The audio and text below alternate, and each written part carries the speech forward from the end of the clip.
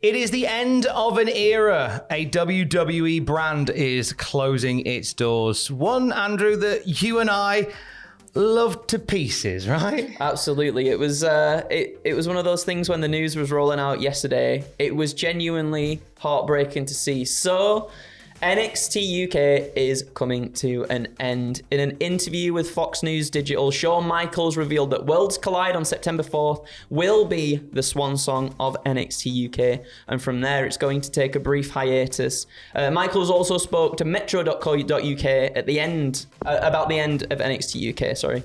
It's just a natural expansion of things because that brand since 2016 has been fantastic. Yes, it's been quiet and underneath the radar, but I don't think you'll find anybody that would argue that it's been a real quality product from its existence. And the part there about it being quiet and underneath the radar is one of the biggest understatements of the millennium. It really is, isn't it? Yeah. The flamboyant Shawn Michaels running the barely buoyant NXT UK. Yeah. That's been a big part of its issue, isn't it? Is how there isn't the love and respect that it's been shown for a long time. It just kind of got like forgotten about even when it came back. And we were when they cancelled the tapings for September, we thought, oh, okay, it's probably because it's Cardiff. There's a Worlds Collide thing coming up, so it's probably because they're going to do that. And turns out there was a much bigger plan. I thought it was now Shawn Michaels describes it as a hiatus, but as we're going to reveal, this is more of a closure. And will lead to something new. Yeah. That's something new we'll get to in a minute. Do you have a favourite moment from NXT UK, Andy? I have many a favourite moment, Tom. I've got down here Walter and Tyler Bate at TakeOver Cardiff, which was... that was one of my Desert Island Graps matches. Yeah? Such a good match. We were in here, a lot of us had come in here to watch TakeOver Cardiff, and like the audible gasps and everything that was going on in that room when that match was going off. So phenomenal. Also, you got Finn Balor and Ilya Dragunov, which was phenomenal. Let's not forget also Cesaro and Ilya Dragunov too, because that was phenomenal. DIY versus Mustache Mountain at Worlds Collide, fantastic. You can't forget the feud that Tony Storm and Rhea Ripley had as well on the weekly shows that was so good. You got Subculture winning the tag titles at NXT TakeOver Cardiff as well. Such a huge moment. You know, Meiko Satomura versus Kaylee Ray for the women's championship. More recently, Walter and Ilya Dragunov as well. Oh, in the MTBC Sports Studios. Yeah. Oh my God! Days. Right? There was so many good moments, and it was one of those things where just unfortunately not a lot of people saw these things happen. No, they didn't. In the case of Ilya Dragunov and Walter, no people saw that happen. It was a weird atmosphere. I.e., there was no one there. There was no atmosphere, but they were put on a banger. And it felt like that because do you remember when that match happened and then you had commentary from other WWE superstars talking about that match and how violent it was? That felt like the most WWE had pushed NXT UK in a very, very long time. It did. So there are plans afoot to change for what's coming next for this side of the water and WWE. We'll get to that in a moment. Not long after the announcement of NXT's hiatus, as Shawn Michaels called it, we saw a mass amount of releases from the NXT UK roster. To say this is a gutting of the roster doesn't do it justice. This list is pretty much the roster.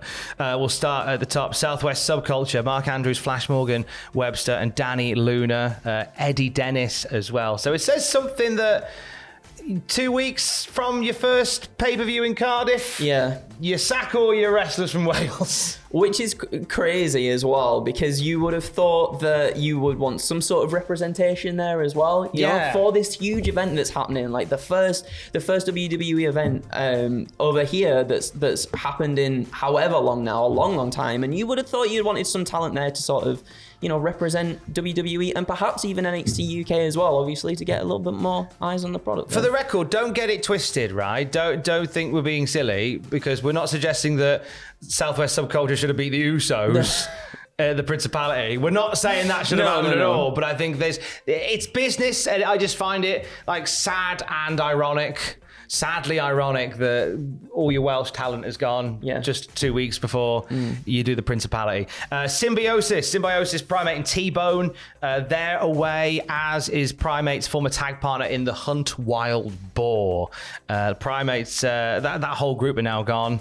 Sid Scala is gone. He was the voice of NXT UK management. He was the assistant to the general manager. When they realized that Johnny Saint doesn't really do promos, they kind of got Sid Scala in to be the mouthpiece.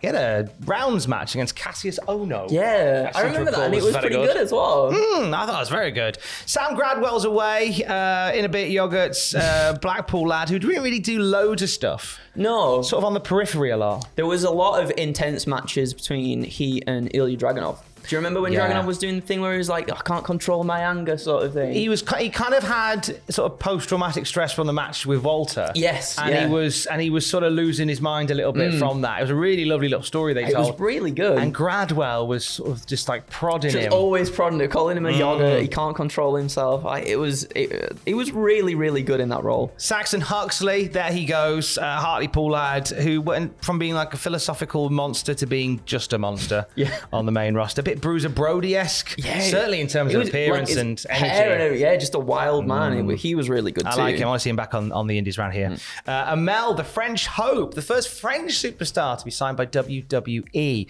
I believe that they featured her at the WWE show in Paris that they did recently.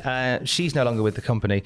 Teoman, formerly Lucky Kid in Dub X Dub, on big part of the European German scene, head of Die Familie, which was like a cult-like faction that featured Rowan Raja and Charlie Dempsey.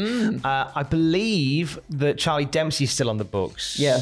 For them going forward. Dave Mastiff's away. Oh, that's a big one as well. He's a big boy. And literally, yeah. Had a throwdown match against Eddie Dennis, I seem to remember. Formed a little large tag team with Jack Stars. They were fantastic together. A really nice pairing.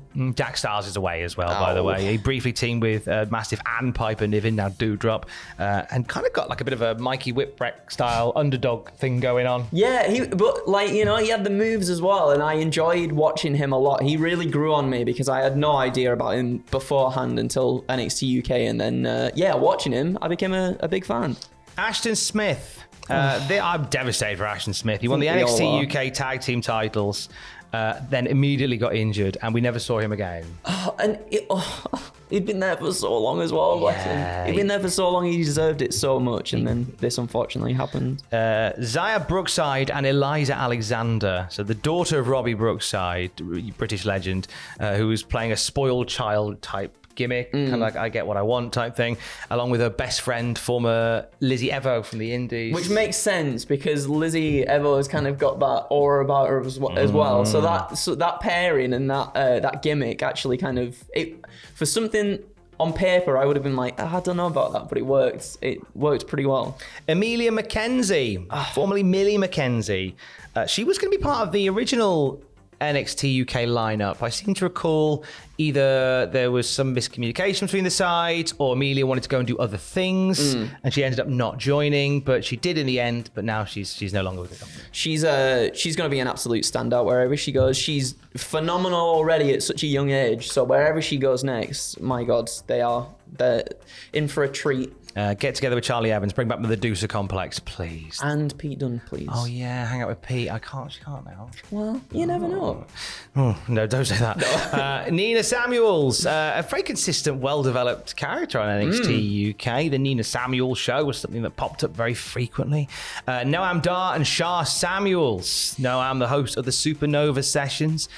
He was quite the fixture on 205 Live as well for a long time. It was a little bit surprising as well because I felt like he played such a huge part in a lot of the later NXT UK stuff as well. He was, with his Supernova Sessions and all that stuff, and he was fantastic in the ring too. So that was quite a surprise. Could we see him reunite with Alicia Fox? Oh, maybe. Do it, you cowards. Kenny Omega, a Scottish standout, most notably in NXT UK, teamed with and feuded with Amir Jordan. I feel like you might have just said Kenny Omega instead of Kenny Williams. I did. Whoops-a-doodle, Kenny Williams. There we go. I mean, I can confirm that Kenny Omega is not working for WWE.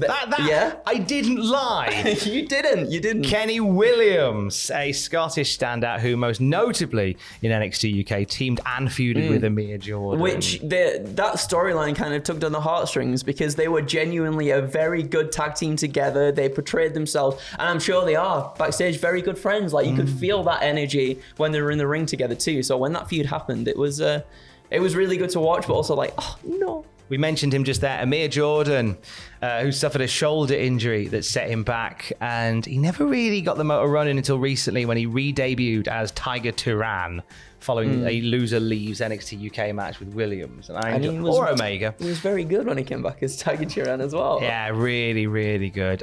Trent 7. Mind-blowing. Yeah, recently turned on Tyler Bate and has been doing some lovely work as a heel. The last match we will see on NXT UK will be Trent Seven versus Tyler Bate. Feels quite poetic as well, doesn't it? Does. Like, spoilers, by the way, for the tournament. Not that really matters at this point. I'm genuinely so surprised by this one because I thought it would have been like surefire that Mustache Mountain would get back together down the line. I thought there would be a big fixture of sort of what's to come next, which we'll get onto. But yeah, wow, this one was the one that when we were hearing about all these releases, I kind of thought, well, I sort of had an idea of who maybe was going to stay and who wasn't, and this one was definitely a big surprise. So NXT UK is now getting ready for a period of hiatus. It's not going to be a hiatus. This is something very different. What's happening next, Andrew? So in 2023, in place of NXT UK, WWE will launch NXT Europe, which is going to be a major step in WWE's local globalization plans. So Shawn Michaels also told the Metro.co.uk, he said, "This has been a goal of Hunter's for quite some time. And I think clearly with what has gone on recently with him taking on creative, he felt that now would be a great time to have the ability to do that. NXT UK was one of the first steps in that process." And then if you remember as well, in previous years, Triple H has spoken on expanding NXT to countries around the world. And we got hints. You remember the picture where the NXT logo was going off into all the different places. And we got hints of like NXT India, Canada, Japan. And this now feels very much like the start of that expansion. NXT UK out, NXT Europe will be in from January of 2023. We'll have a better idea of what this means for the roster that is left, the few people that are left, and where they go from there. This is a boon for the UK indie scene, I'll say that much. Without a doubt, I think this is the time now that if you are close, or even if you just fancy a little bit of a holiday away somewhere, I would say book as many indie shows as possible, your local scenes, anything, book as many as you can, because I am sure that you're going to get a lot of fantastic surprises in months to come. And it does mean, of course, that NXT UK talent will be available for all sorts of other endeavours. This weekend, an additional just signed this morning episode of Desert Island Graps featuring Amir Jordan. Ooh. Amir Jordan will be here, popping in later. Oh, that's exciting. He's going to chat exclusively to Cultaholic about what we've been reading about for the last 10 minutes or so, and much, much more. So Amir Jordan on Desert Island Graps this Sunday on the Cultaholic podcast feed. And if you're a Patreon, you'll be able to watch it as well. More wrestling news throughout the day at cultaholic.com. Our top story once again, NXT UK is set to close and be replaced by NXT Europe, and this has led to up to, at time of recording, 20 plus members of the NXT UK roster being released. More throughout the day at cultaholic.com. Keys. Love you, bye.